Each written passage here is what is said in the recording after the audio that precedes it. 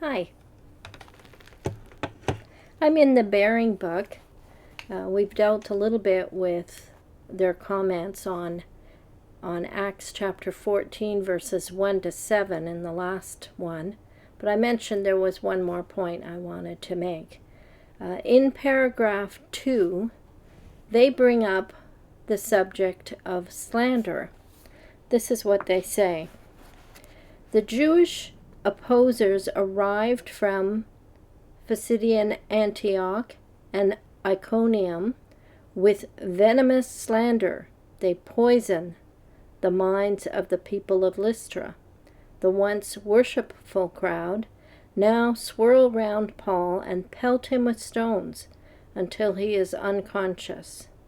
Their anger spent, they drag Paul's battered body outside the city gates, leaving him for dead. So then they compare this to opposition from family members when one starts becoming a witness. This is in paragraph 6. They make this comment. Where is it? Yeah. Today, the good news produces similar effects. For some, it is a force for unity. For others, a cause for division. If your family member is divided because you are obedient to the good news, remember that opposition is often a reaction to unfounded rumor or outright slander. Your fine conduct could become the antidote to such poison and may eventually soften the hearts of those who oppose you. So I thought it would be good to talk about this word, slander. Firstly, we've just been dealing with the Apostle Paul as the person who's being slandered and opposed. But he's been on both sides. He has been an opposer, and he has also been opposed. He tells us that he persecuted the church in 1 Corinthians 15, verse 9. When Paul was persecuting the church, he was convinced that he was on the right side. But he was not on the right side.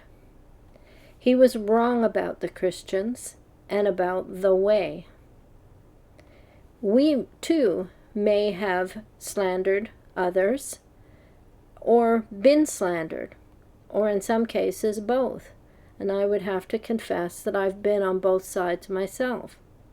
I would say as a Jehovah's Witness, I believed I was on the right side, that I was in the only true religion.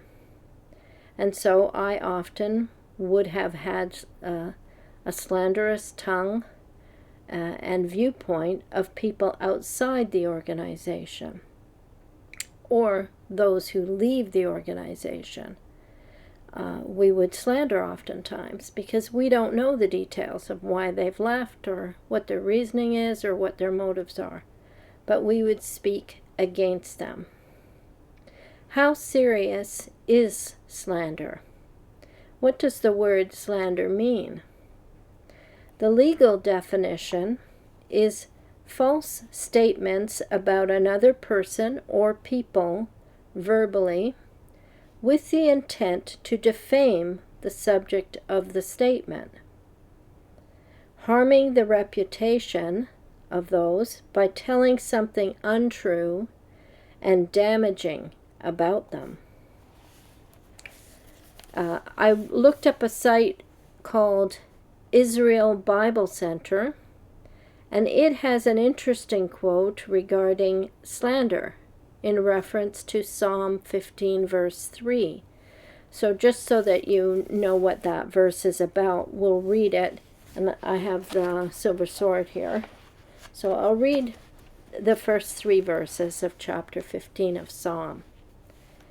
O Jehovah, who may be a guest in your tent? Who may reside in your holy mountain? The one who is walking faultlessly, practicing what is right, and speaking the truth in his heart.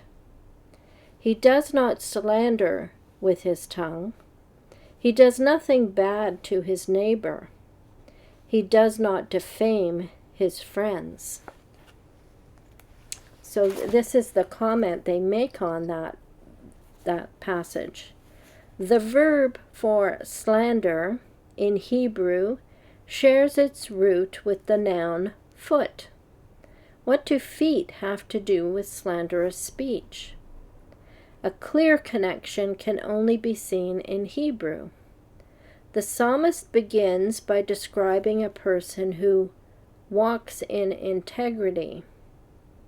This walk includes thoughts, speech, and actions that can lead to slander, scorn, and contempt.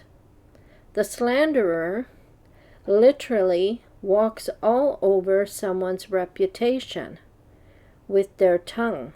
Slandering is like trampling another person underfoot. This is the mental image of slander, which the Hebrew verb paints.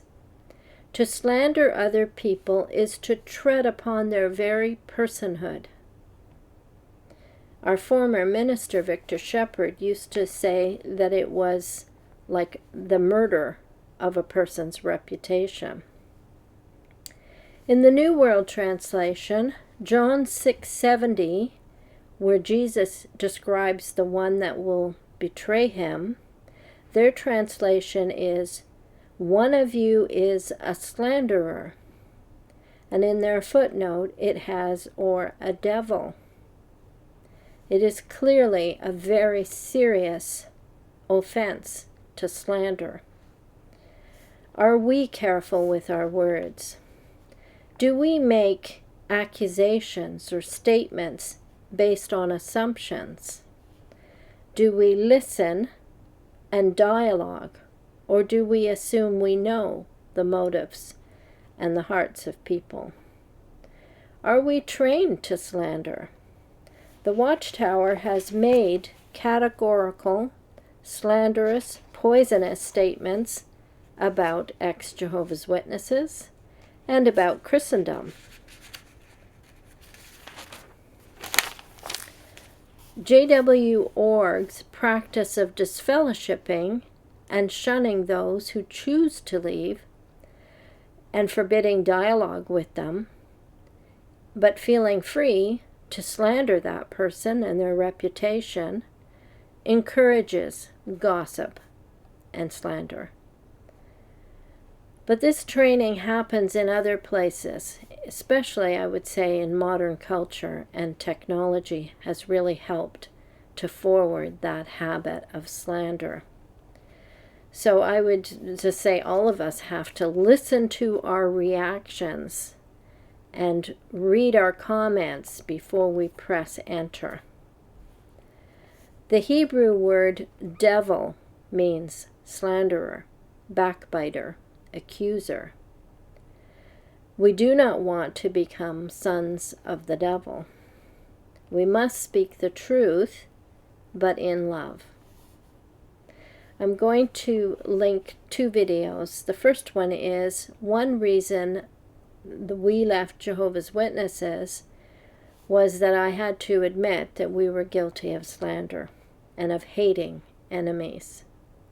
This video will give you some definitions from the Watchtower as the source, so their definition of the word slander. The second one is Saul of Tarsus found out he was the blind one. Is based on a video I was doing on Acts chapter 22. Thank you for listening.